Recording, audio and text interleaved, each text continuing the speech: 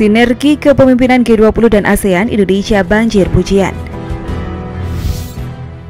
Menteri Koordinator Bidang Perekonomian Erlangga Hartarto mengatakan jika Indonesia menuai pujian dari negara anggota karena kesuksesan mengawal presidensi G20 Indonesia tahap pertama di Desember 2021. Pujian utamanya atas keberhasilan Indonesia menerapkan skema koridor perjalanan antar negara di tengah pandemi COVID-19 atau travel bubble. Erlangga menyebutkan bahwa para peserta G20 menyatakan puas dengan travel bubble yang diterapkan oleh Indonesia, baik finance track maupun Sherpa track. Untuk Januari ini, pemerintah juga sudah menyiapkan sejumlah agenda tambahan pada KTT G20. Erlangga menyebut akan ada beberapa Sherpa meeting yang akan digelar bulan ini, diantaranya Civil 20, Super Audit 20, Women 20, dan Urban 20. Pelaksanaannya akan dilakukan secara offline maupun online. Dalam pelaksanaannya, pemerintah akan mengeluarkan surat edaran guna menjaga pelaksanaan presidensi G20 pada Januari 2022 ini tetap aman dari penyebaran pandemi COVID-19.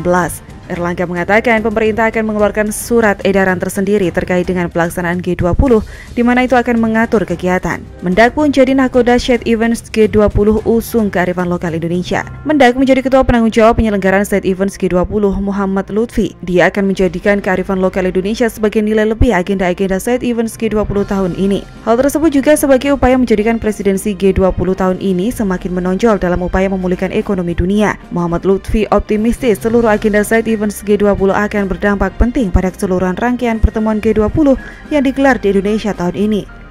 Tercatat pada 24 Desember 2021 sebagai batas waktu inventarisasi set events G20, terdapat 121 set events yang akan berlangsung di 20 kota di Indonesia dari Desember 2021 sampai Oktober 2022 mendatang. Lutfi menjelaskan bahwa Side Events G20 bertujuan memberi pemahaman yang lebih lengkap kepada anggota G20 mengenai agenda prioritas presidensi G20. Side Events G20 juga harus menjadi showcase citra positif kemajuan dan budaya Indonesia. Showcase filosofi nilai budaya luhur ditampilkan secara berkala dalam sejumlah Side Events tersendiri. Penyelenggara Side Events diharapkan dapat memberikan dampak bagi perekonomian, baik di daerah penyelenggaraan maupun Indonesia secara umum. Muhammad Lutfi melihat momentum presidensi Indonesia dalam G20 kali ini sangat krusial.